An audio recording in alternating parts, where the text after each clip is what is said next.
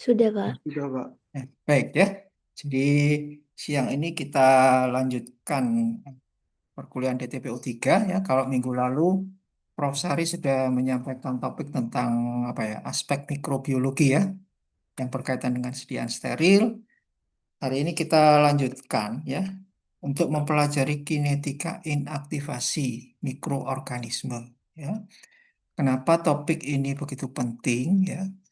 Karena pada dasarnya eh, untuk bisa dihasilkan sediaan steril ya.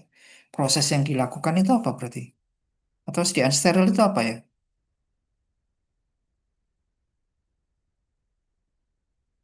Kalau artinya steril,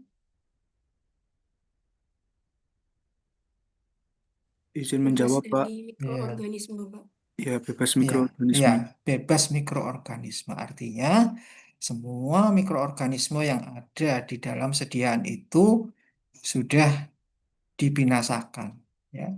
Nah, sangat penting bagi kita untuk mengetahui bagaimana cara membinasakan mikrobanya tadi. Nah, kinetika inaktivasi dari masing-masing mikroba ini memiliki karakteristik yang berbeda-beda. Jadi ini penting nanti supaya kita tahu metode apa yang kita gunakan. Ya, kemudian kalaupun sterilisasi panas, misalkan suhu berapa yang digunakan, butuh waktu berapa, itu setelah kita mengetahui bagaimana karakteristik kinetika aktivasi dari mikroorganisme. Ini topik yang kita bahas ya, konsep dasarnya bagaimana ya, kemudian prinsip kinetikanya sendiri seperti apa ya, ini nanti lebih banyak ke kinetika reaksi ya prinsipnya. Kemudian eh, parameter-parameter yang digunakan ya kalau kita sudah memahami bagaimana kinetikanya, persamaannya, kemudian kita aplikasikan ke dalam parameter-parameter pada proses sterilisasi. Kemudian bagaimana mengaplikasikannya ya. Nanti kita mempelajari apa yang disebut dengan jaminan sterilitas. Dan yang terakhir adalah aplikasinya di industri ya untuk memilih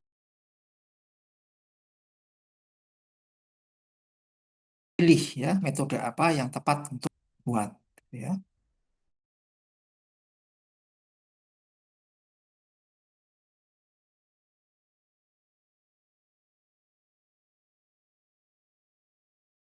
Ini satu sediaan ya kalau belum dilakukan proses sterilisasi artinya di dalamnya masih mengandung mikroorganisme gitu ya. Saya gambarkan animasi di sini ya. Nah, kemudian setelah dilakukan proses sterilisasi ya, kita mengenal nanti apa yang disebut dengan kondisi steril ya. Tadi sudah saya sampaikan bahwa artinya bebas mikroorganisme.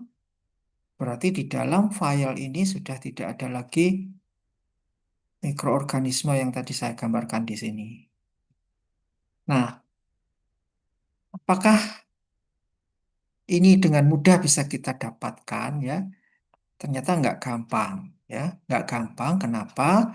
Karena kita harus memahami dulu konsep kematian mikroba itu seperti apa. Bahwa jumlah mikroba itu kalau dipaparkan dengan panas maka dia akan menurun secara eksponensial ya sebanding dengan waktu kontak dengan sterilan. Artinya apa kalau penurunannya itu eksponensial? Ini kalau kemudian kita lakukan pendekatan ya, jumlahnya itu akan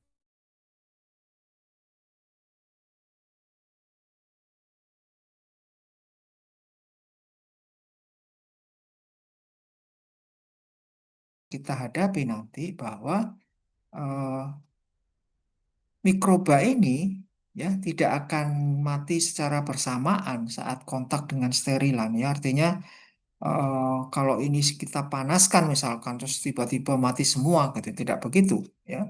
Kenapa? Karena yang namanya mikroba pencemar itu kan pasti lebih dari satu jenis.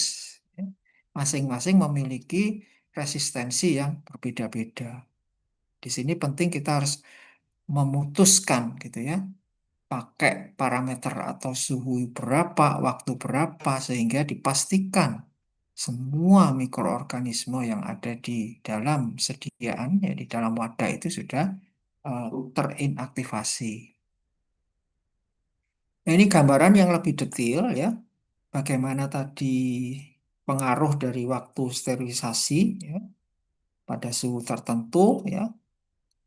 Kalau sediaan tadi dipanaskan misalnya ya, kalau kita menggunakan cara panas ya, maka jumlah mikroorganisme nanti akan menurun terus ya. Tadi kan menurunnya secara eksponensial gitu ya. Jadi ini berkurang terus. Di sini saya gambarkan di ujung ini sampai jumlahnya satu misalkan. Ini ini perumpamaan ya.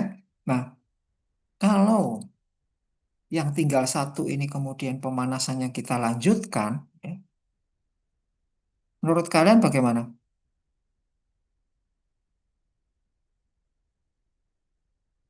Kalau tinggal satu ya, kemudian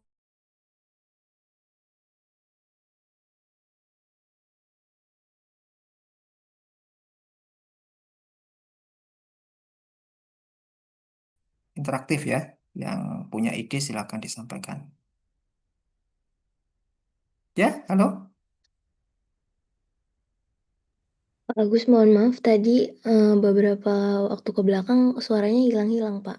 Oh, putus. Oke, Iya. maaf ya, jaringannya mungkin ya.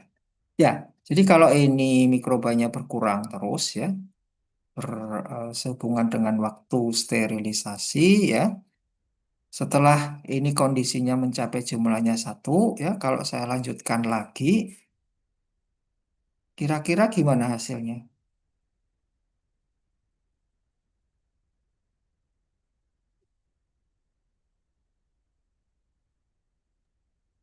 Mungkin mikrobanya nggak sampai mati karena itu mikroba yang paling tahan sampai akhir dengan suhu pemanasan, Pak.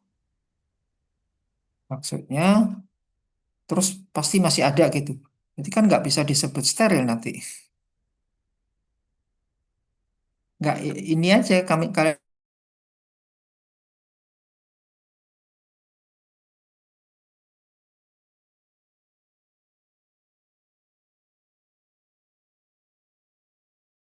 ini saya lanjutkan lagi. Aldizar gimana? Aldizar. izin menjawab Bapak. Hmm. Kalau untuk menurut saya, hmm, sesuai dengan yang ada di eh, page ini, sepertinya mungkin untuk yang terakhir atau mikroorganisme terakhir ini memang adalah eh, mikroorganisme yang mungkin bisa survive sampai sampai suhu yang kita eh paling maksimal yang kita tetapkan gitu Pak. Tapi eh, sebenarnya saya juga masih kurang yakin dengan ide saya ini. Jadi saya eh, masih mencoba untuk mencari lagi. Ya, ya. Kalau kita bayangkan ya, kalau kita bayangkan secara kasat mata ya ini makhluk hidup gitu ya, makhluk hidup ya, tinggal satu ya, terus dipanaskan terus gitu. Kalau dia sudah nggak kuat kan harusnya dia mati gitu kan ya. Ini mati juga gitu kan ya. Dan harusnya kalau ini sudah mati, berarti kan sudah habis. Sudah habis, kita sudah bisa menyatakan bahwa oh sudah nggak ada mikrobanya, berarti sudah steril gitu ya. Ya, secara harfiah kita bisa melihat seperti itu ya. Tetapi yang namanya pendekatan dalam proses sterilisasi ternyata tidak demikian. Ya. Karena apa? Jaminan yang disebut dengan jaminan sterilitas ya itu sangat-sangat tinggi levelnya ya sampai ini diteruskan lagi ya. Tadi kan eh, apa namanya? Penurunnya tadi eksponensial itu kan turun terus kan ya. Tapi kalau kita belajar matematik, turun itu kan nggak akan pernah mencapai nol. Misalnya dari satu tinggal setengah, tinggal 1/4, tinggal 0,1. Masih berkurang terus tetapi tidak pernah mencapai 0 sempurna. Pendekatan itulah yang dilakukan ya sehingga disebut sebagai pendekatan probabilitas ya. Dan probabilitas yang bisa diterima ya untuk bisa dihasilkan sebagai sediaan steril ya memenuhi jaminan itu adalah probabilitasnya yang 10 pangkat min 6. Artinya apa? Ini berkurangnya itu sampai 10 pangkat min 6 mikrobanya. Kenapa demikian? Karena nanti probabilitas yang diterima itu adalah dari 1 juta wadah yang diproses, maksimal hanya boleh ada 1 yang tidak steril. Itu baru persyaratan ini memenuhi jaminan, gitu ya. Sampai di sini paham ya? Ya, jadi nanti ada istilah ya, istilah di dalam apa namanya teknologi sterilitas ini, teknologi sterilisasi itu, ini mikrobanya tinggal 10 pangkat min 2, tinggal 10 pangkat min 3 gitu. Apa ya hidup gitu. Memang secara prinsip ya dia tidak hidup gitu ya. Nah, ini nanti angka-angka ini kita biasanya sebut sebagai non-viable microorganism. Tetap masih masuk dalam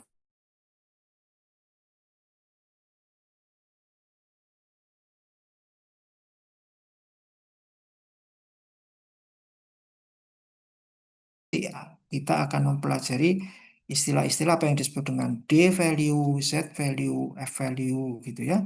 Apa itu nanti akan kita bahas ya. Sementara terkait dengan pendekatan probabilitas tadi, nanti akan ada istilah SAL, ya, atau Sterility Assurance Level, ya, atau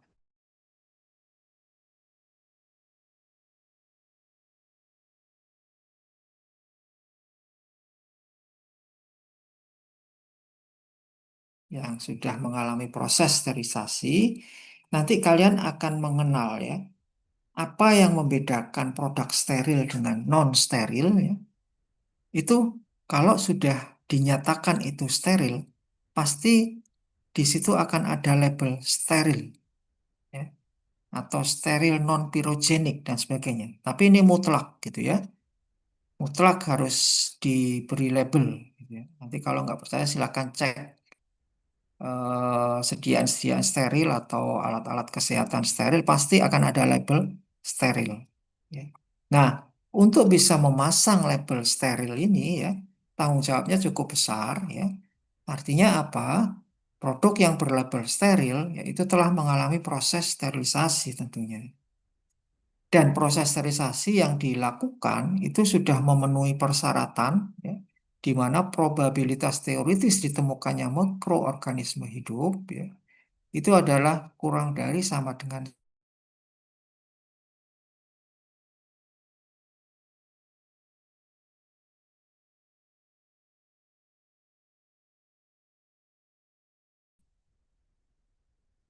suara saya putus ya?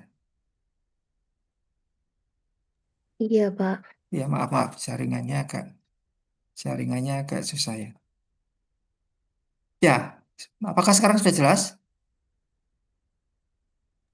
Sudah, tapi, beberapa detik kemudian suka hilang, Pak, suaranya. Ya, ya baik ya. Eh, Jadi probabilitas ditemukannya mikroorganisme hidup ya satu satu dalam 1 juta wadah bukan berarti bahwa setiap pembuatan itu minimal harus 1 juta gitu ya. Tetapi probabilitasnya adalah sedemikian ya, supaya bisa memenuhi tadi SAL-nya syarat minimal. Nah, untuk bisa mencapai SAL senilai ini, satu syarat yang harus dipenuhi adalah bioburden ini harus seminimal mungkin. Ada yang masih ingat ya bioburden itu apa? Ya, kemarin di diskusi praktikum mungkin sudah disampaikan. Saya ingat bioburden itu jumlah mikroorganisme awal sebelum sterilisasi. Baik ya, jadi sebelum proses sterilisasi kan pasti ada kontaminan di sini. Ya. Nah, kalau bioburden ini tidak kita kendalikan, tidak kita kendalikan, maka kita juga akan kesulitan untuk bisa mencapai SAL yang dipersyaratkan. Jadi harus ditekan seminimal mungkin. Kemudian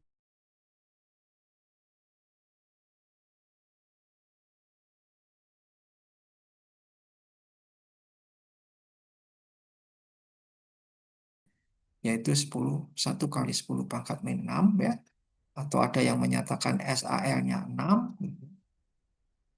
Sementara kalau proses aseptis ya, proses aseptis itu proses yang hanya mencampur semua komponen sudah dalam keadaan steril, lingkungannya steril gitu ya.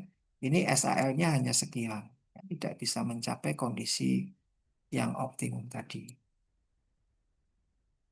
Kemudian apa itu bioburden? Ya, tadi sudah disampaikan dan ya jumlah mikroba awal dari suatu produk atau substans gitu ya sebelum mengalami proses sterilisasi. Ya.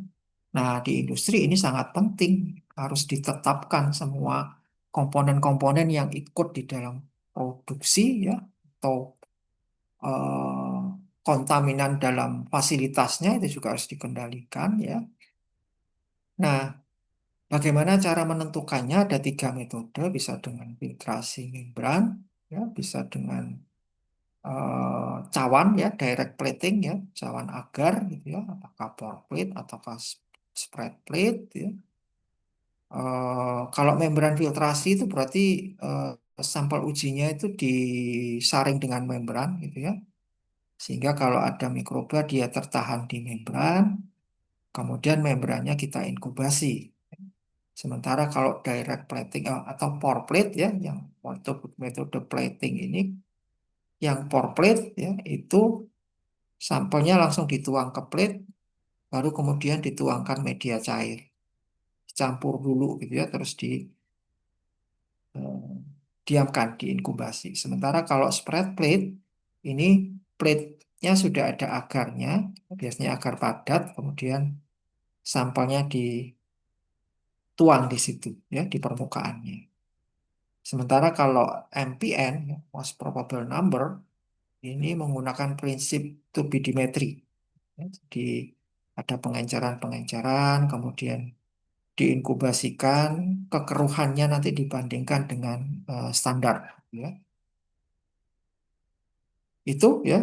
Nah, di lapangan eh, ada sedikit masalah pada penetapan bioburden di lingkungan industri ya, biasanya menggunakan uji swab atau plate tadi ya.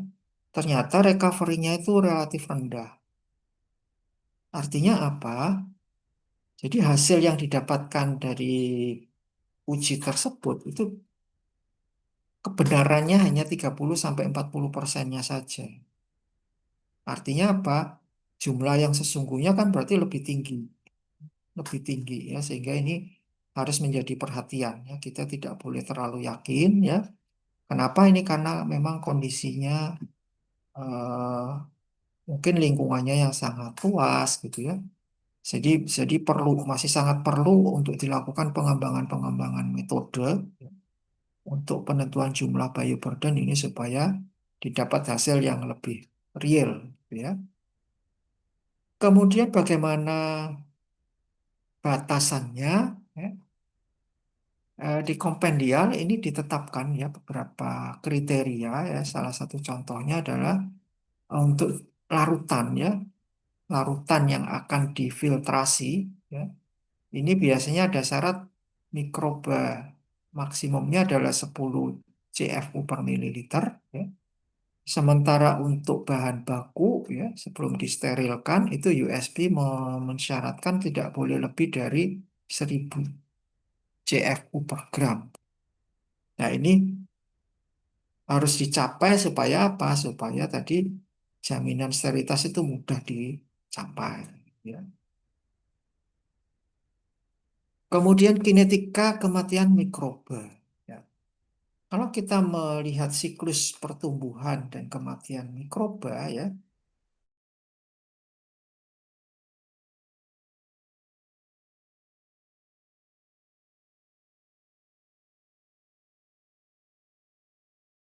ikuti order reaksi yang sama, ya, sama-sama bersifat eksponensial, ya. Hanya saja kalau pertumbuhan itu bertambah, ya, meningkat. Sementara kalau suara saya putus lagi.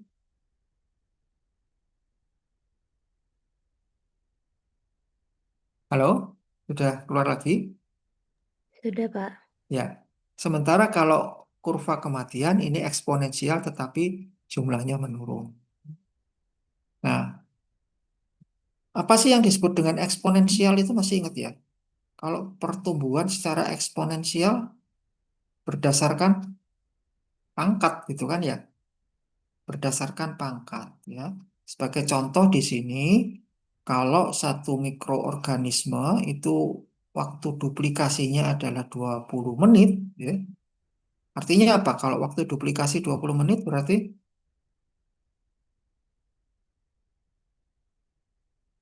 dalam 20 menit dia berkembang ya, dari satu menjadi dua ya. Nah, kalau kita biarkan selama 1 jam sudah jadi berapa dia? Ya, karena 1 jam itu kan 3 kali 20 menit. Jadi sudah 3 eksponen.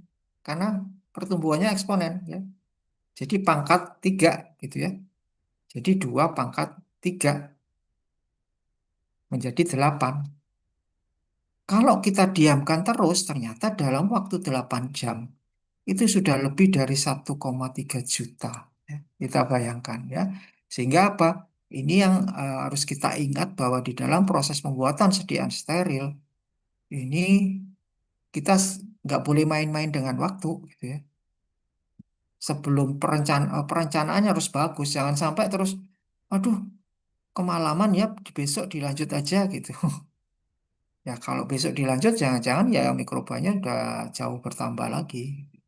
Makanya industri sediaan steril itu pada umumnya bekerjanya 3 shift, ya, nggak pernah libur gitu ya, nggak pernah libur supaya apa ya, jangan sampai ini uber-uberan dengan kontaminan gitu ya. Itu ya. Nah, sementara proses kematiannya tadi pertumbuhannya ini kenapa ada fase stasioner? Kenapa ada fase stasioner? Ternyata ada keterbatasan juga ya. Jumlah mikroba itu kalau sudah semakin banyak, ini kan kebutuhan nutrisi juga meningkat. Kebutuhan oksigen juga meningkat. Nah, biasanya kalau sudah terlalu banyak, sekitar 10 pangkat 7 pasti sudah akan mengalami kekurangan oksigen maupun kekurangan makanan. Sehingga dia akan ini menghasilkan metabolit-metabolit yang toksik atau eh, ya saling ini sendiri nanti akan berkurang sendiri ya. Jadi seperti bunuh diri gitu ya. Ini biasanya kondisi stationary fase ya, fase stasioner ya. Kemudian ya kita spesifik belajar di kurva kematiannya. Ya, tadi yang menurun tadi kan ya, kurva kematian mikroba.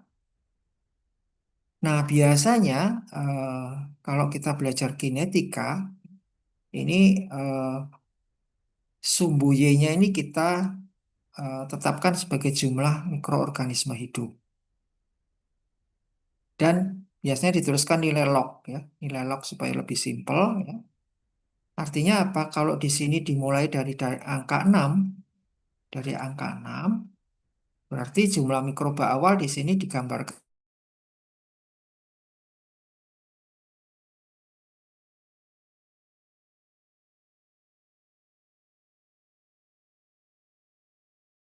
dengan bioburden. Ya.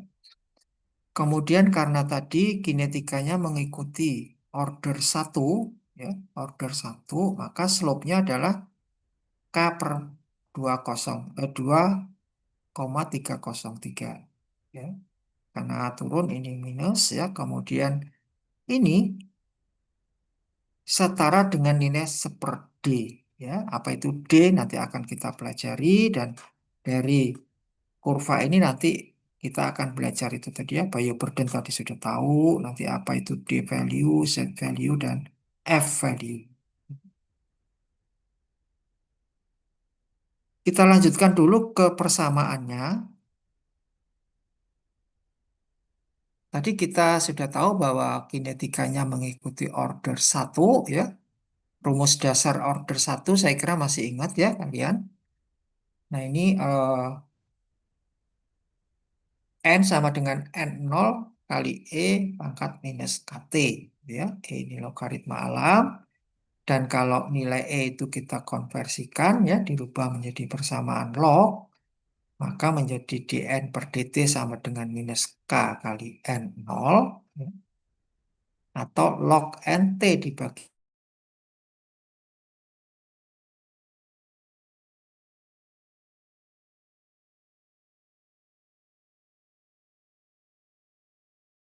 cari lagi prinsip dasar kinetika order 1 ya. NT adalah jumlah mikroba setelah proses, sementara N0 adalah jumlah mikroba awal dan K adalah koefisien laju pembinasaan mikroba. Nah, sekarang kita pelajari parameter yang pertama, yaitu D value ya, atau decimal reduction time. Nah, tadi kurva ini ya, kurva kematian ini, eh, kalau order 1 kan linear ya harusnya ya, linear seperti ini. Nah, ada satu syarat ya di dalam proses sterilisasi ya, supaya dihasilkan kurva yang linear. Maka pada proses sterilisasi, intensitas dari sterilannya, ya apakah suhu, apakah konsentrasi, apakah aktivitas radiasi, itu harus konstan. Ya. Makanya nanti di praktikum, kalian harus benar-benar menjaga ya, suhunya nggak boleh, terutama nggak boleh turun. Gitu ya. Terutama nggak boleh turun. Nah, apa yang disebut dengan D value, ya, D value itu adalah waktu yang diperlukan ya, untuk membinasakan satu jenis ya. Ini hanya satu jenis mikroba hidup sebanyak satu unit log.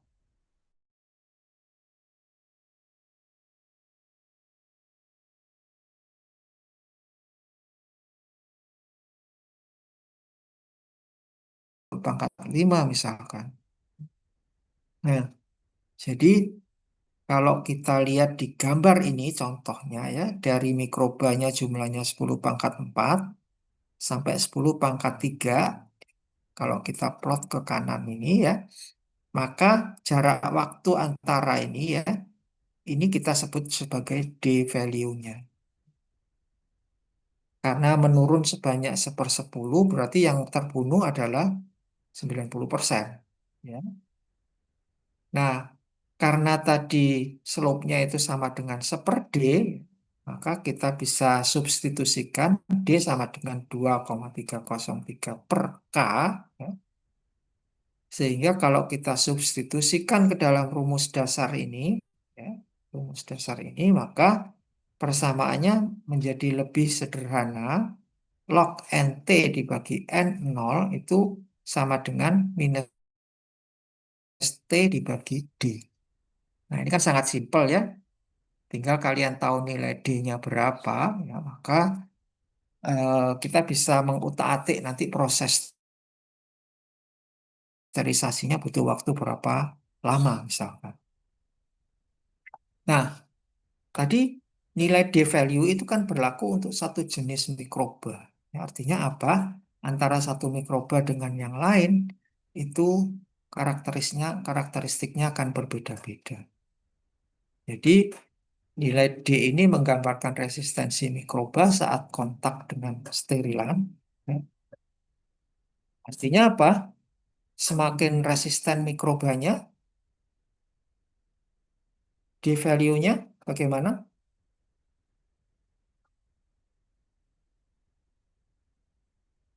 Kalau mikrobanya semakin resisten,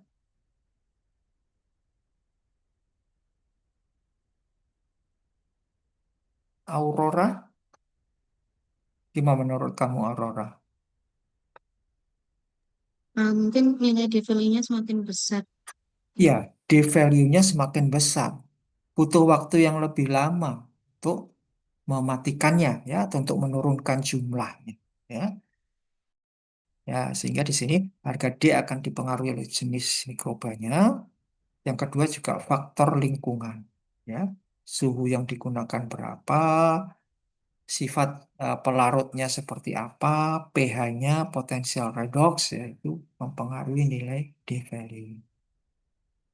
Nah, kemudian pada proses sterilisasi yang umum dilakukan yaitu pada 121 derajat, umumnya harga D berkisar antara 0,2 sampai 2 menit.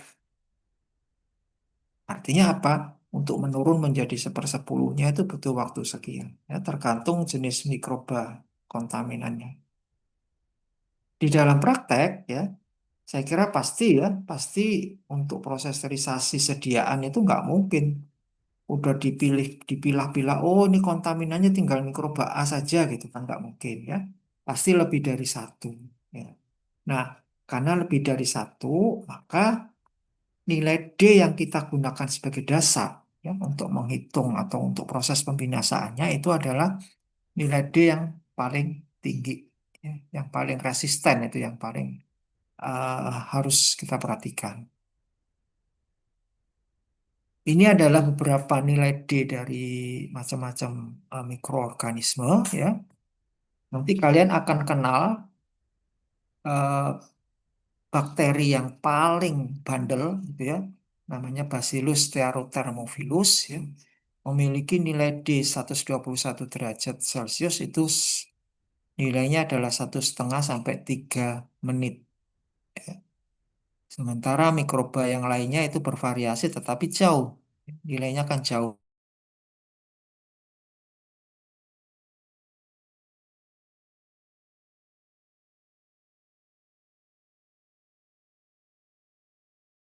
Proses sterilisasi sudah berhasil.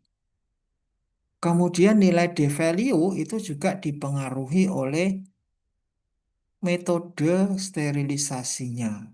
Ya.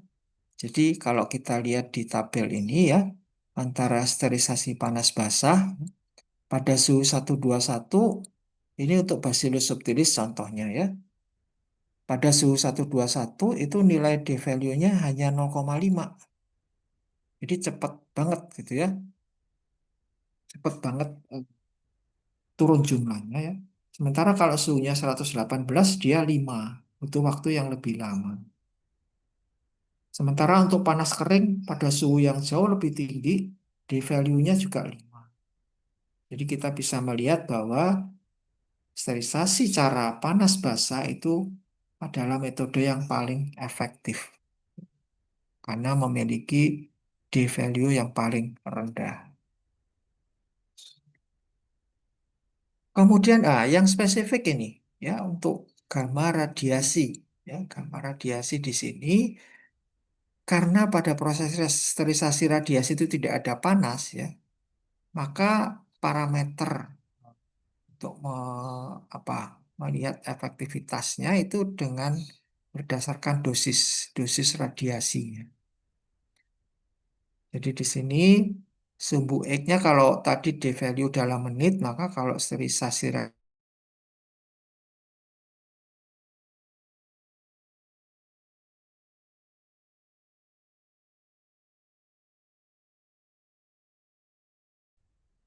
order 1 juga hanya di sini X-nya adalah dosis radiasi.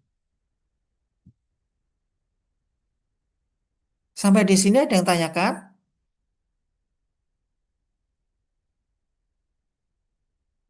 Kalau tidak, ada contoh soal di sini ya. Silakan kalian coba kerjakan ya. Soal pertama ini ada sediaan suspensi ya. Setelah dicek itu kontaminannya ada 2 jenis bakteri, ya, bakteri A dan B yang memiliki jumlahnya ini sekian ya. Kemudian nilai D-nya juga berbeda. Hitunglah waktu pemanasan yang dibutuhkan pada suhu 121 derajat agar bakteri yang masih hidup itu tersisa 10 pangkat minus 3. Ini bakteri A ini 10 pangkat 6 ya.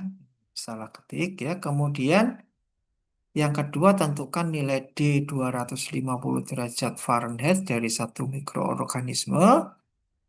Jika setelah dipanaskan selama 15 menit pada suhu tersebut, ya ini spora bertahan hidup adalah 50.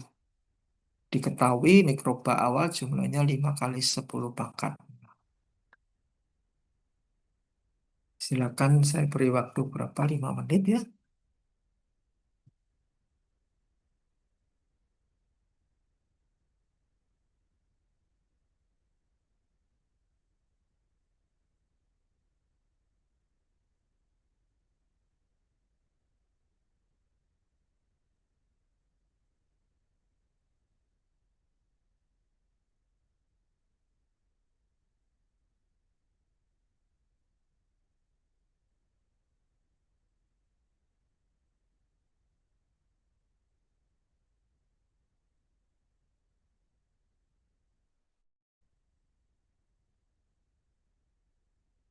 Rumusnya masih ingat nggak?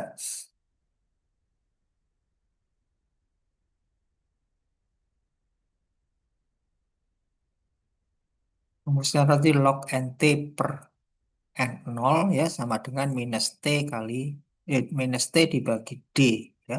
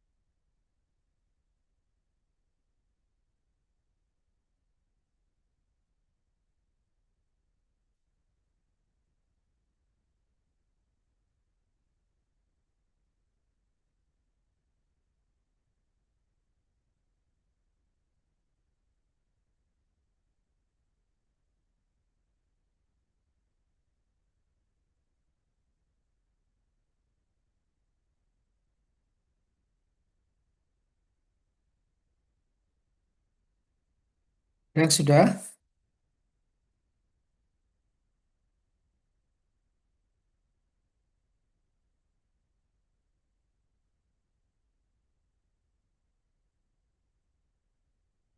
silakan. Faris, sudah selesai Faris?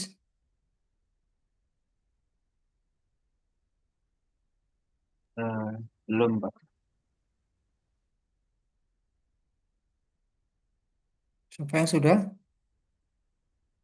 Itu Belum, Pak, lagi coba kerja. atau yang sudah nomor satu? Nomor satu.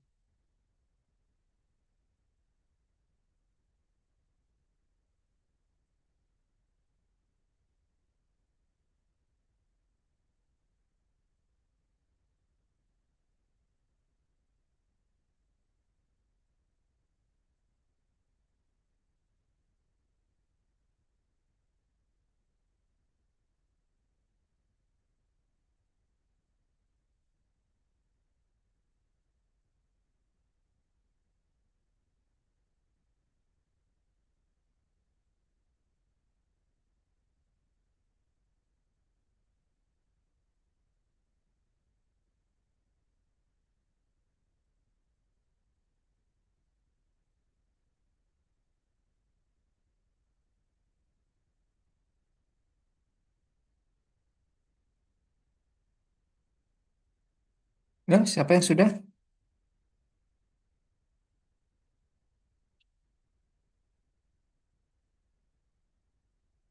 Ini sudah semester 6, nggak usah ditunjuk. Saya nggak suka nunjuk sebetulnya.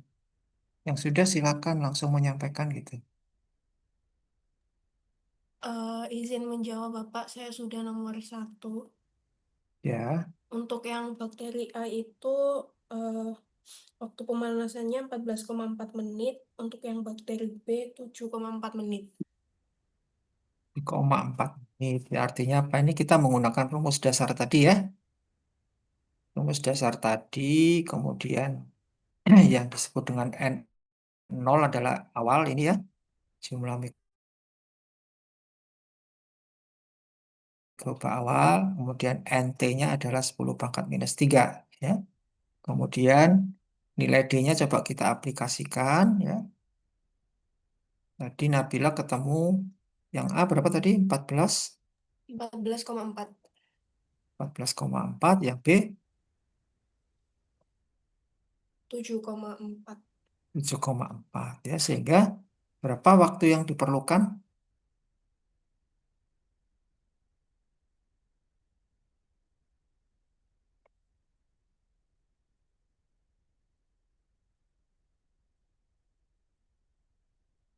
Nabila Yang mau pakai 14 pemanasan berapa?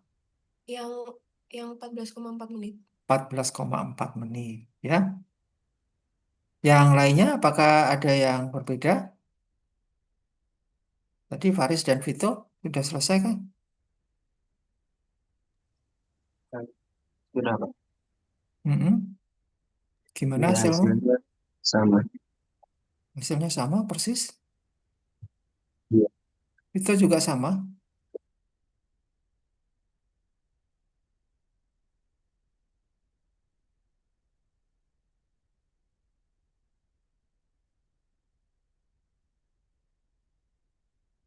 Ya, tolong berlatih ya. Jadi karena ini ada perhitungan log ya.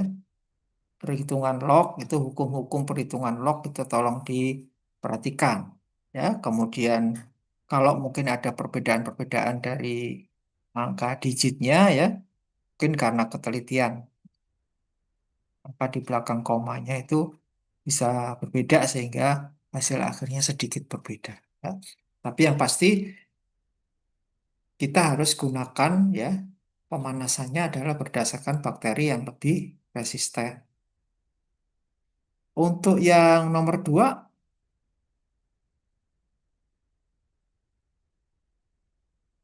siapa yang nomor 2? Izin Pak, untuk yang nomor 2 Ya, saya dapatnya di D-nya itu 3 menit.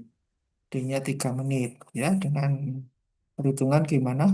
Aldisa, Untuk perhitungannya eh, tetap menggunakan rumus yang sebelumnya yang log NT per N0 sama dengan min T per D. Nanti NT-nya itu 10, 5 kali 10 makan 1 karena 50 colony forming unit. Lalu untuk N0-nya nanti 5 kali 10 pangkat 6 CFU sama dengan negatif 15 per D. Lalu nanti dapatkan min 5 sama dengan min 15 per D. D-nya itu 3 menit. D-nya 3 menit ya. Artinya, nah di sini pemanasannya itu 250 derajat Fahrenheit gitu ya.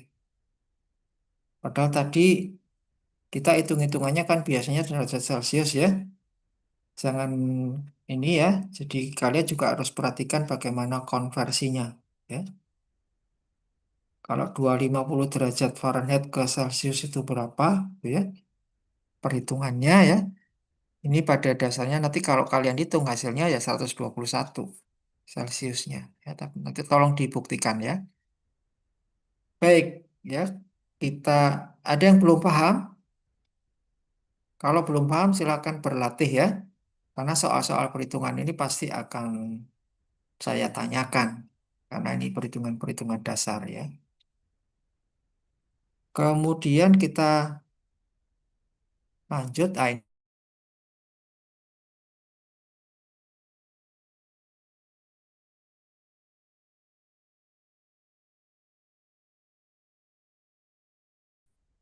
ketelitian angkanya ya. Ketelitian angkanya. Sementara kalau yang nomor 2 sama ya 3 menit. Saya lanjutkan, ada istilah lain ya yang berhubungan dengan D value, yaitu thermal dead time ya, atau TDT, di mana TDT ini adalah waktu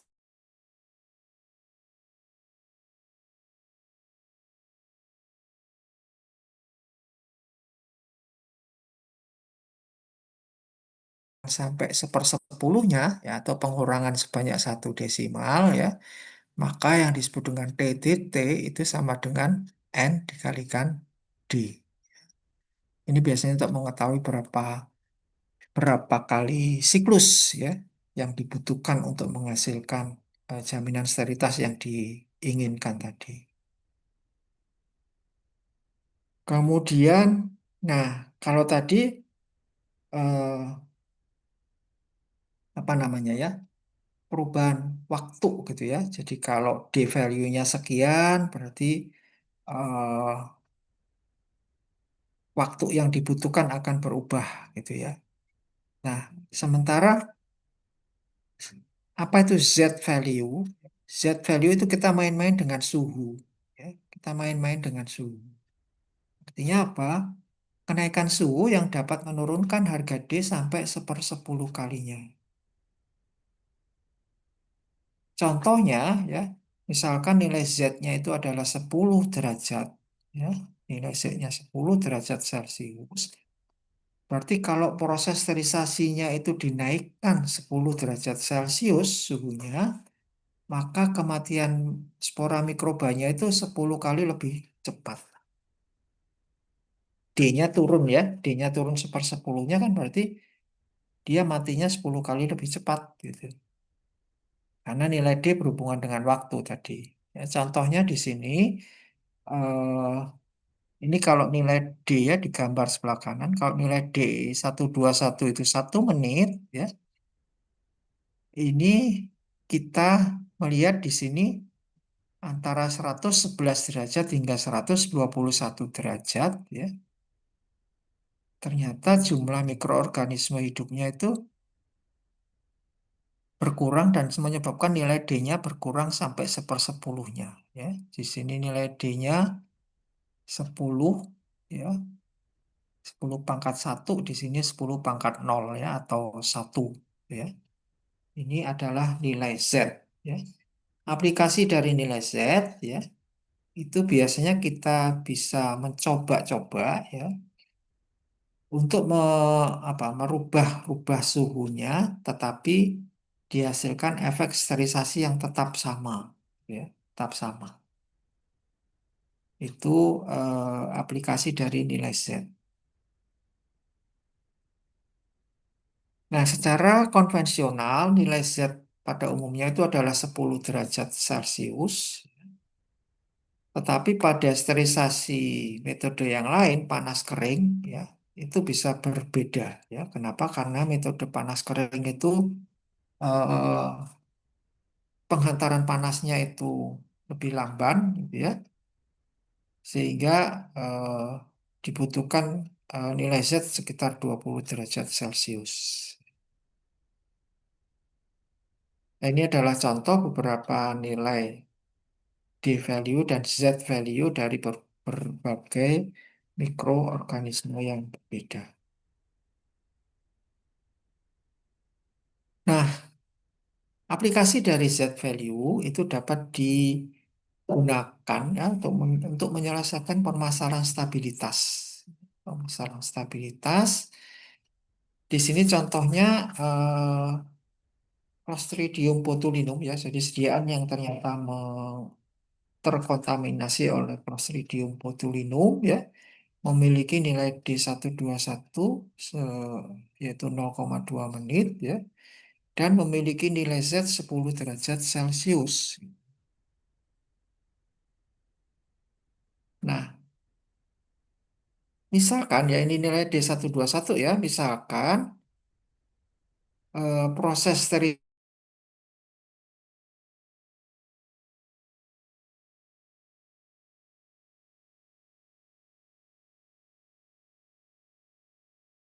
levelnya.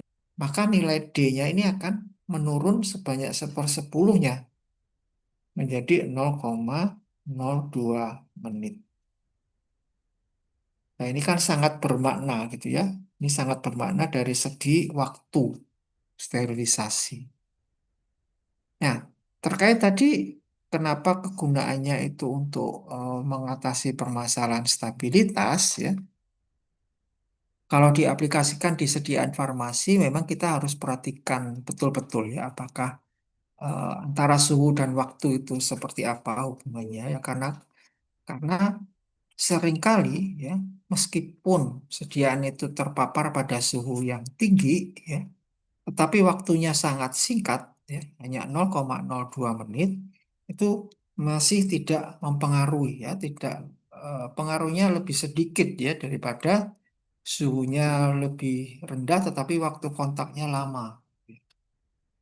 Nah, aplikasi yang paling tepat ya itu pada eh, teknologi makanan sebetulnya ya, teknologi makanan atau alat-alat kesehatan ya.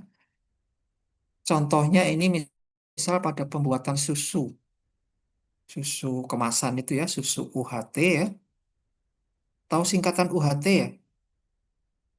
Bukan Universitas Hang Tua ya. UHT apa? Ultra high temperature. Ultra high temperature ya, ultra high temperature. Maksudnya apa ya? Maksudnya eh, produk susu ini disterilkan ya. Kalau tadi biasanya kan 121 derajat ya. Di sini ternyata dia menggunakan suhu 135 derajat ya. Tetapi waktunya hanya 1 sampai 2 detik. Kita bayangkan 1 detik itu kan cepat banget gitu ya. Pst, kayak flash gitu ya. Nah, ternyata bisa dihasilkan susu yang memenuhi syarat sterilitas ya. Tetapi ya, tetapi karena waktunya sangat singkat ya, ini eh, tidak ada perubahan apapun. Karena kalau makanan itu kan sangat penting aseptabilitas gitu ya. Kalau dia steril tapi rasanya menjadi asam atau bentuknya susunya menjadi kental gitu kan nggak akseptabel gitu ya. Jadi ini sangat penting di sini ya. Atau teknologi HTST ya.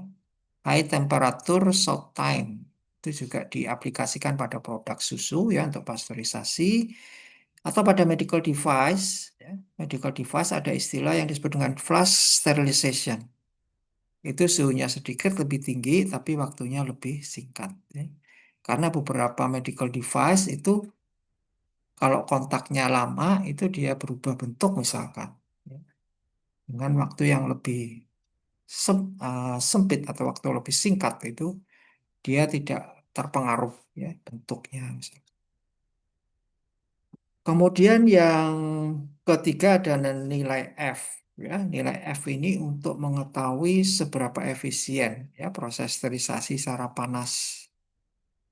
Dan biasanya parameter F ini sebagai pembanding ya.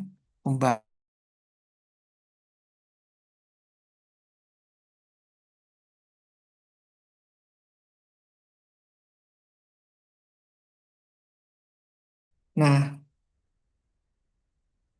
F ini menggambarkan lama pemanasan ya pada suhu tertentu ya untuk memperoleh efektivitas pembunuhan yang setara dengan pemanasan pada suhu 121 derajat Celcius ya. Seperti tadi main-main di suhu itu menjadi seberapa efektif sih gitu ya. Tentunya kita menginginkan adalah waktunya yang lebih cepat ya, lebih efisien ya, tetapi tidak mempengaruhi stabilitas produk. Nah, nilai F0 ya, nilai F0 tentunya waktu standar yaitu waktu yang diperlukan untuk proses sterilisasi pada 121 derajat Celcius ya. Ini sebagai pembanding ya, untuk panas basah atau pada panas kering itu menggunakan pemanasan 170 derajat Celcius. Nilai F0 standar ya, untuk panas basah biasanya adalah 8 menit. Ini adalah rumus yang bisa kita diaplikasikan ya untuk nilai F ya, bahwa F0 itu sama dengan FT dikalikan 10 pangkat T dikurangi 121 per Z ya. Nah, ini mutlak, jadi kalau kita mau menghitung nilai F maka nilai Z-nya harus kita ketahui. Kemudian T ini adalah suhu yang akan kita aplikasikan. Kita mau meningkatkan lebih tinggi atau kita turunkan gitu ya. Itu nanti waktunya sebagaimana. Istilah lain yang diaplikasikan untuk efisiensi sterilisasi secara panas ya, ini adalah lethal rates ya, atau letalitas ya, nilai letalitas. Prinsipnya hampir sama.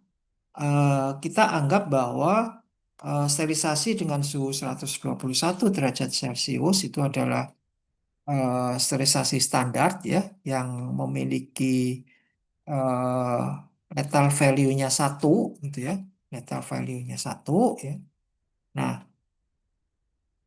artinya kalau kita aplikasikan suhu di bawah 121 derajat ya, pasti efisiensinya akan lebih rendah ya.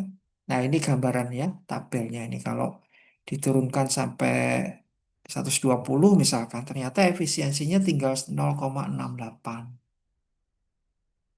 Semakin turun suhu ini sangat jauh berbeda ya. 100 derajat ternyata hanya 0,01 letalitasnya ya. Jadi sangat penting menggunakan suhu yang tepat gitu ya pada proses sterilisasi. Bagaimana atau apa saja faktor yang mempengaruhi nilai F0 ya? Antara lain wadah yang digunakan ya. Karena nanti harus kontak dengan sterilnya seperti apa ya, hambatannya sebesar apa bariernya. Jadi ukuran, bentuk, dan koefisien transfer panas, kemudian volume dan viskositas produk, serta batch size-nya. Ya. Batch size itu seberapa banyak barang yang disterilkan pada satu waktu. Ini sangat penting.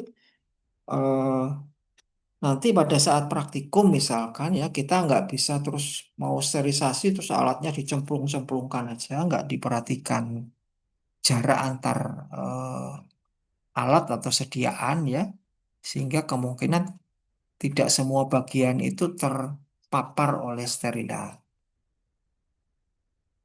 Nah, bagaimana dengan nilai F pada sterilisasi selain panas basah? Ini tetap bisa diaplikasikan juga ya, tetapi eh, nilai Z-nya itu jauh berbeda ya. Pada panas kering itu biasanya bisa 22 derajat Celcius ya, atau hingga 54 derajat Celcius. Itu nilai F ya. Nah, contohnya di sini aplikasinya ya. Ini sterilisasi food product X pada suhu 121 derajat Celcius membutuhkan waktu 8 menit. Tetapi ternyata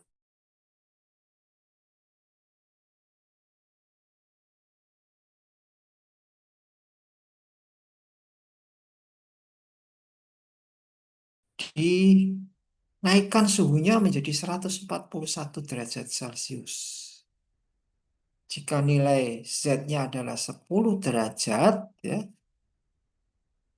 eh,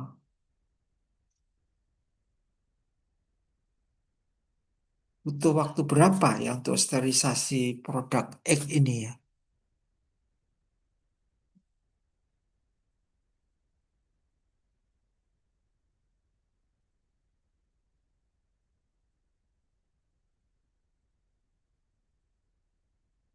Rumus tadi apakah masih ingat? Coba dicatat dulu rumusnya.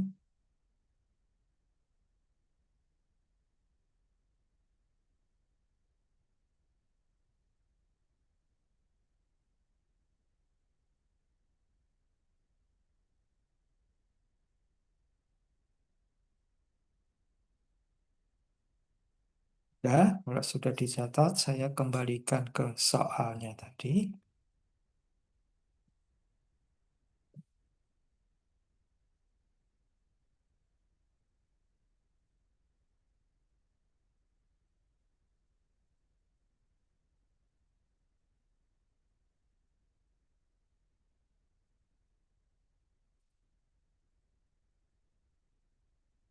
Maaf saya off cam ya supaya jaringannya nggak terlalu lemot ya.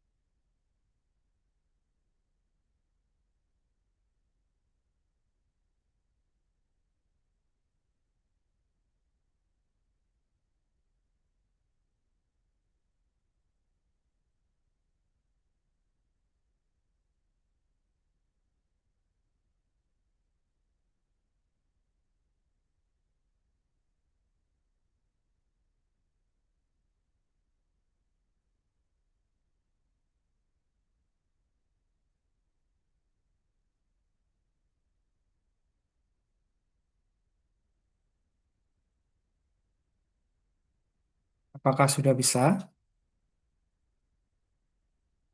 Izin menjawab, Bapak. Mm-mm. Waktu yang dibutuhkan itu saya ketemunya 0,08 menit. 0,08 menit. Berarti berapa itu? Berapa detik itu? 4,8 detik. 4,8 detik, gitu ya. Jadi kita substitusikan ke dalam rumus tadi, dan ternyata kalau suhu ditingkatkan sampai 140 derajat Celcius, hanya butuh waktu kontak selama kurang dari 5 detik. Ya. Kurang dari 5 detik, jamin ini eh, mikrobanya eh, apa eh, sudah terinaktivasi ya. Tetapi di sisi lain, karena waktunya sangat singkat, ini tidak terjadi perubahan warna maupun konsistensi produk. Ya. Itu salah satu contoh aplikasi ya, aplikasi dari eh, nilai F ya atau Z tadi ya, Z yang 10 derajat tadi.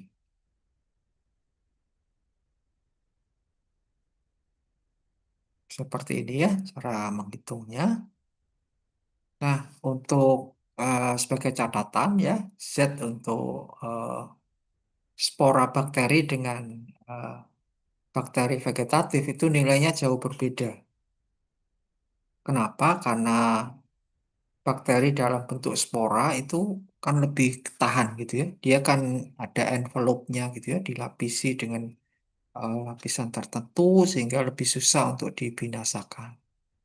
Sementara yang paling umum ya, nilai biasanya itu adalah 10 derajat. Saya lanjutkan ya, sudah parameter-parameter sterilisasi sudah kita pelajari. Selanjutnya adalah jaminan sterilitas. Ya, di awal sempat kita ungkap tadi ya, kita ulas gitu ya, bahwa nilai 10 pangkat min 6 ya itu adalah menjadi standar ya untuk dihasilkan sediaan steril yang memenuhi eh, eh, jaminan sterilitas ya atau level sterilitas ya. Ini yang kemudian disebut sebagai SAL ya atau Sterility Assurance Level. Nah, apa bedanya dengan PNSU ya? Sementara PNSU ini artinya adalah Probability of Non-Sterile Unit. Dan definisi yang benar sebetulnya SAL itu sama dengan log 10 dari PNSU. Jadi artinya kalau PNSU-nya adalah 10 pangkat minus 6, maka SAL-nya adalah 6. Nah, tapi angka ini atau istilah ini sering tertukar gitu ya. Seringkali orang menyebutnya SAL 10 pangkat min 6 gitu. Padahal kalau dari definisi yang benar itu seperti ini. Tapi karena sudah saling memahami gitu ya, jadi orang paham, oh itu maksudnya tingkat ya levelnya yang sepersejuta tadi gitu ya. Itu antara SAL dan PNSU dan tujuan dari proses sterilisasi pastinya SAL-nya adalah minimal 6. Kalau lebih dari 6 nggak apa-apa gitu ya, selama sediaannya masih stabil. Ya. Tapi kalau kurang dari 6, maka itu tidak memenuhi jaminan. Nah ini tadi ya, SAL-nya 6, PNSU-nya 10 pangkat minus 6. Maknanya adalah seperti ini, ya, dengan dasar nilai D dan apa ya, SAL itu apakah mudah dicapai, tentunya susah gitu ya, dan beberapa faktor yang mempengaruhi ya. Yang pertama tentunya populasi. Tadi ya kalau bioburden-nya banyak, ya pasti membutuhkan waktu yang panjang gitu ya untuk proses sterilisasi atau resistensinya. Ya. Kalau kontaminannya itu penuh dengan Bacillus stearothermophilus tadi ya, ya kita bisa bayangkan dia sangat resisten ya sehingga butuh waktu yang lama. Atau juga jangka waktu kontak sterilan selama proses sterilisasi. Ini ini sangat penting ya. Pada proses sterilisasi kita pastikan bahwa sediaan kita itu harus benar-benar kontak dengan sterilannya. Sementara jumlah bioburden ya itu sangat penting juga tadi ya, karena kalau bioburdennya nggak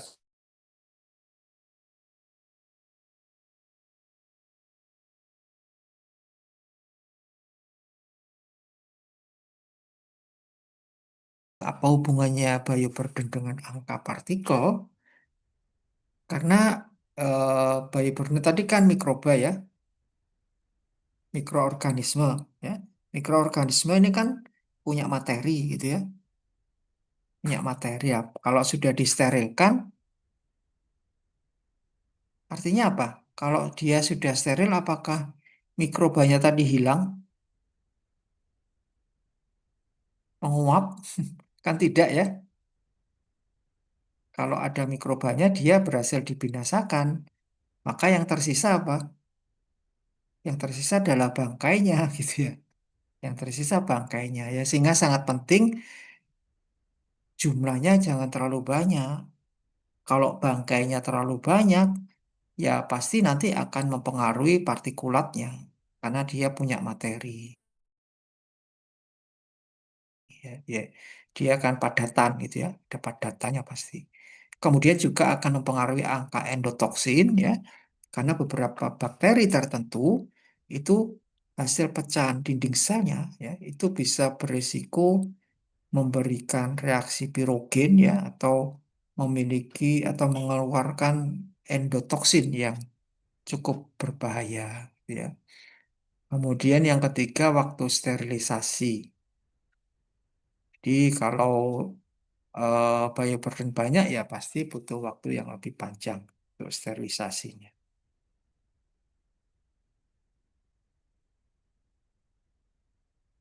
Sampai di sini ada yang tanyakan?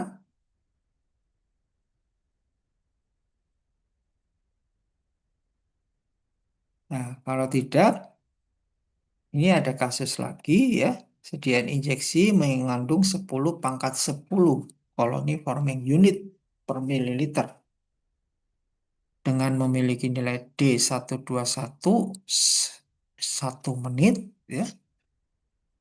Sediaan tersebut disterilkan pada suhu 121 derajat selama 12 menit ya.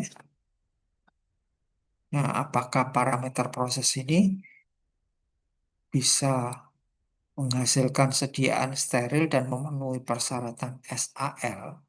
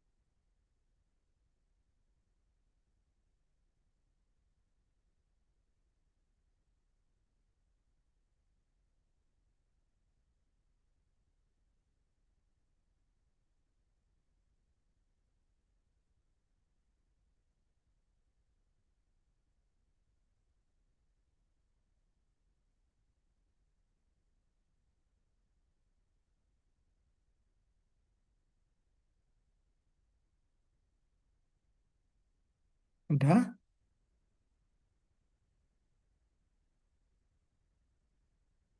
Haikal, ini ada orangnya nggak Haikal?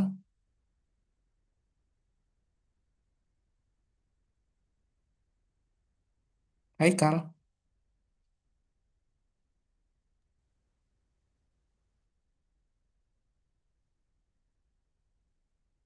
Saya lihat dari tadi off cam terus. Ya Pak, Gitu. kalau misalkan saya on cam sinyalnya nge-lag Pak, suaranya Pak Agus nggak kedenger nanti. Oke, sudah mengerjakan Haikal? Ini lagi ngitung Pak.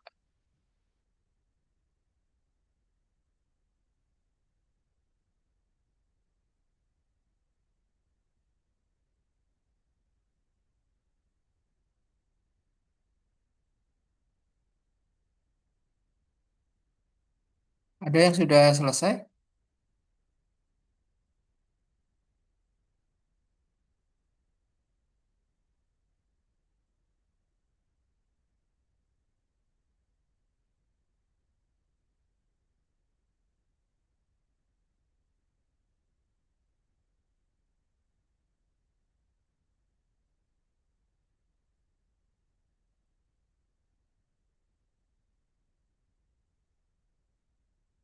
Silakan yang sudah. Sabita, sudah Sabita? Ya, sudah, Pak. Izin menjawab. Hasil yang saya dapatkan itu tidak memenuhi karena hasilnya masih 10 pangkat min 2. Maksudnya, apakah apa itu 10 pangkat min 2 itu? Jadi, dengan rumus yang seperti di awal, yaitu log NT per N0 sama dengan min T per D. Kemudian, log NT per NO-nya itu 10 pangkat min 10, seperti jumlah mikroorganismenya, sama dengan min 12 menit per 1 menit. Didapatkan log NT min log 10 pangkat 10 itu min 12. Jadi sama dengan 10 pangkat min 2. Artinya itu adalah jumlah mikroba akhir, itu ya. Iya. NT-nya adalah 10 pangkat min 2. Nah, sementara tadi sterilisasi yang dianggap memenuhi jaminan sterilitas adalah kalau jumlah mikroba akhirnya adalah 10 pangkat min 6. 10 pangkat min 6. Ya, ini baru memenuhi SAL bahwa 1 di dalam 1 juta proses kalau diandaikan itu hanya 1 yang tidak steril gitu ya. Nah, kemudian kira-kira apa penyebabnya ya dari kasus ini? Kenapa kok sudah disterilkan dengan waktu 12 menit kok masih nggak memenuhi SAL gitu ya?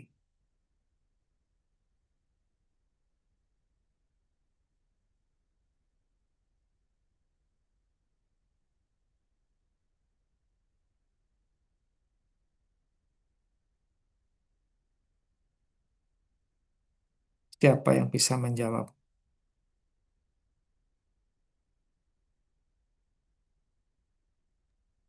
Bio, izin menjawab Pak Agus. Bio Ya, burden-nya atau N0-nya dia sangat tinggi di 10/10, jadi nanti mempengaruhi di SAL akhirnya itu. ya, ya. Jadi tadi kita sudah bahas di awal ya. Kita sudah bahas di awal bahwa jumlah bioburden sebelum proses itu kan dibatasi tadi ya. Bahan yang sebelum disterilkan aja maksimal hanya harus 10 pangkat 3, sementara di sini masih 10 pangkat 10 gitu ya. Jadi meskipun sudah dilakukan siklus 12 kali D, ya, 12 kali D tadi, ternyata masih 10 pangkat minus 2. Ya, salah satu solusinya ya, nanti kalian bisa cek gitu ya, masing-masing komponennya itu mana sih yang berpotensi memiliki apa ya, bioburden yang masih sangat tinggi tadi. Oh, ternyata komponen A misalkan. Berarti komponen A ini nggak bisa langsung diproses ya. Jadi komponen A ini dilakukan proses tersendiri yang disebut dengan pre-sterilisasi. Sehingga apa? Pada saat dicampurkan, dia tidak menyumbang lagi bioburden yang besar tadi. Paham ya? Ya, jadi itu aplikasi dari teori-teori tentang parameter-parameter kinetika inaktivasi mikroorganisme. Kemudian di eh, aplikasinya di lapangan ya di industri farmasi itu ada beberapa istilah ya prinsip ya pada sterilisasi sediaan ya itu bisa menggunakan prinsip eh, pendekatan bioburden ya, atau bioburden kombinasi bioindikator atau overkill. Sebetulnya yang dua itu bukan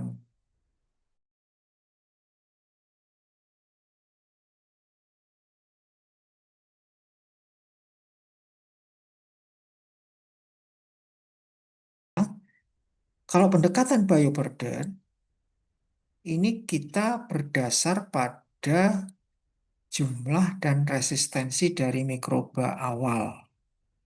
Jadi eh, seberapa banyak sih jumlah bioburdennya gitu ya dan dari bioburden itu resistensinya yang paling tinggi yang mana sih atau berapa sih gitu ya. Nah, dari situ kemudian kita baru berpikir bagaimana cara membinasakan semua mikroba tadi sampai memenuhi persyaratan SAL.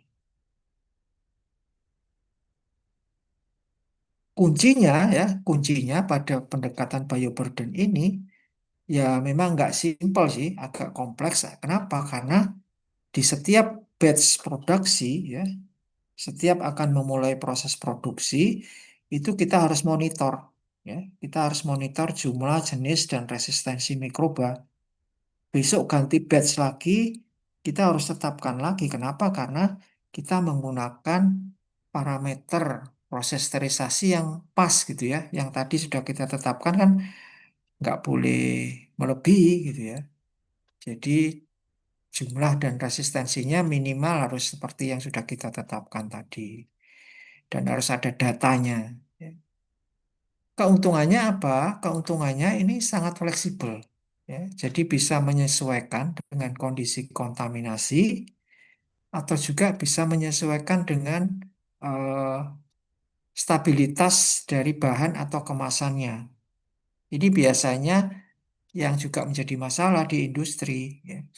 Saya pernah mengunjungi atau pernah gang ya PKP di industri steril ya industri sediaan steril ternyata eh, proses sterilisasinya ya suhu yang digunakan itu bukan 121 suhunya hanya 105 coba bayangin 105 derajat Celcius.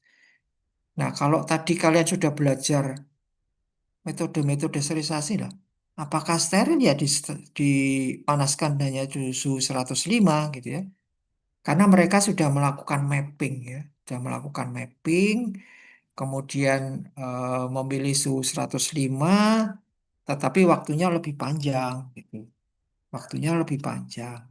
Kenapa? Pada waktu itu masalahnya adalah di kemasan. Kemasannya itu kalau dipanaskan pada suhu yang tinggi ternyata berubah bentuk gitu ya. Nah, setelah dirubah suhu dan waktunya, ternyata dihasilkan sediaan yang steril, memenuhi SAL, dan kemasannya masih bagus. Ya, itu termasuk aplikasi dari pengetahuan kita dan melakukan pendekatannya berdasar bioburden. Nah, ini tadi keuntungannya lagi waktu dan suhunya lebih rendah dibanding dengan overkill. Ya. Tetapi kekurangannya apa? Dia sangat spesifik sifatnya. Ya, jadi jangan sampai nanti kalau kalian di industri misalkan ya ketemu teman di industri steril yang lain, kamu pakai berapa sterilisasi? Oh saya pakai 105 gitu ya. Eh kok enak gitu, aku ikut aja lah gitu.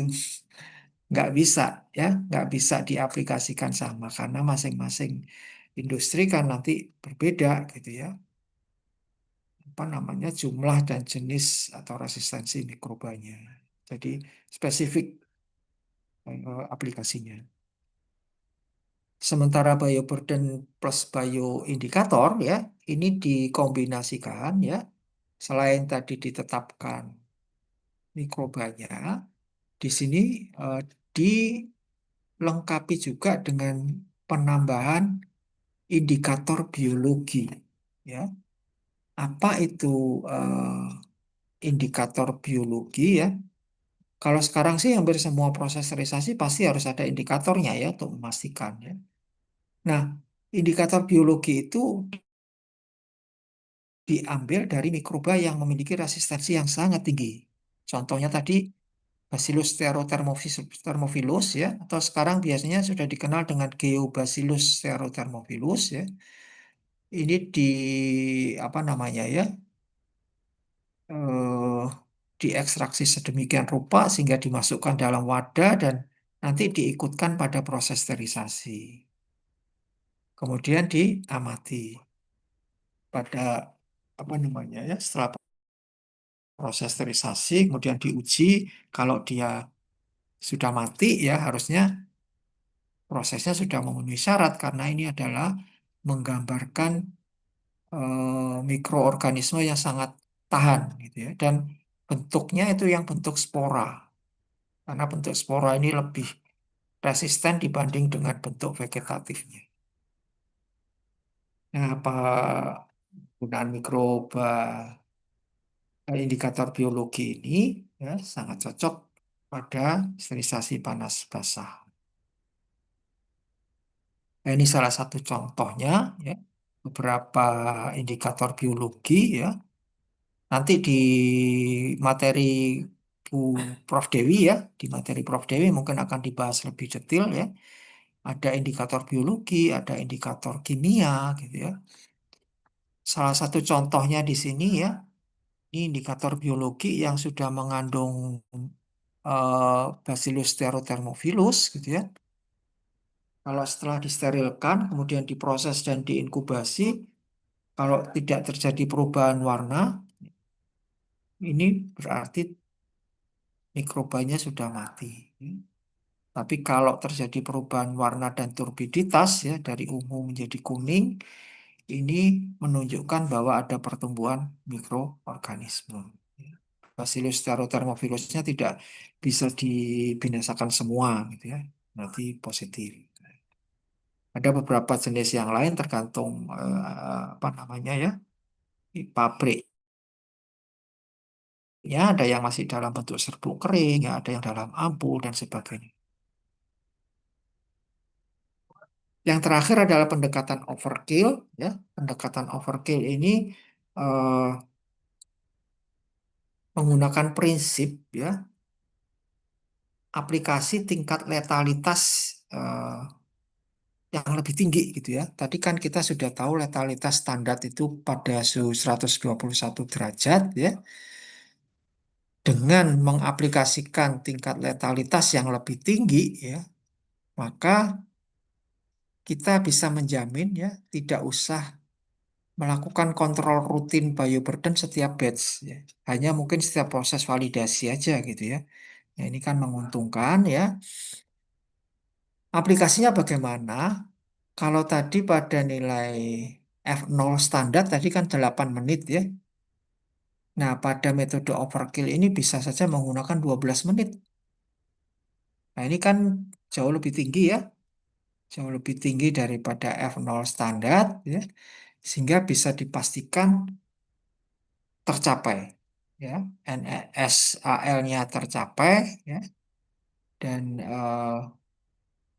ini adalah kondisi worst case-nya ya, di mana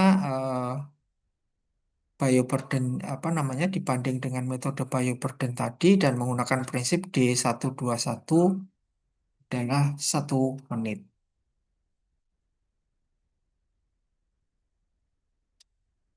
Nah, keuntungan dari metode overkill ini ya, ini dapat berlaku secara luas.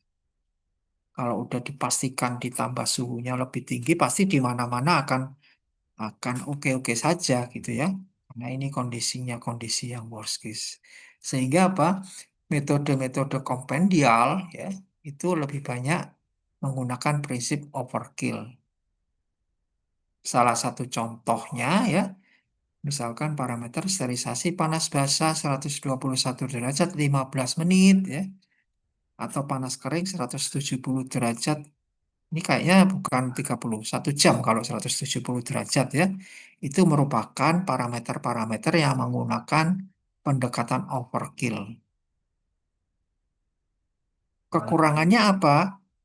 Karena tadi menggunakan waktu atau suhu yang lebih tinggi ya dibandingkan dengan bioburden, maka untuk bahan-bahan yang memiliki masalah stabilitas ataupun bahan kemasannya juga ya, maka metode ini kita harus kaji dulu gitu ya.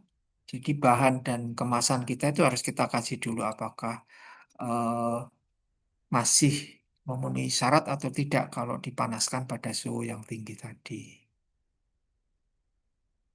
Ya, sampai di sini ada yang ditanyakan?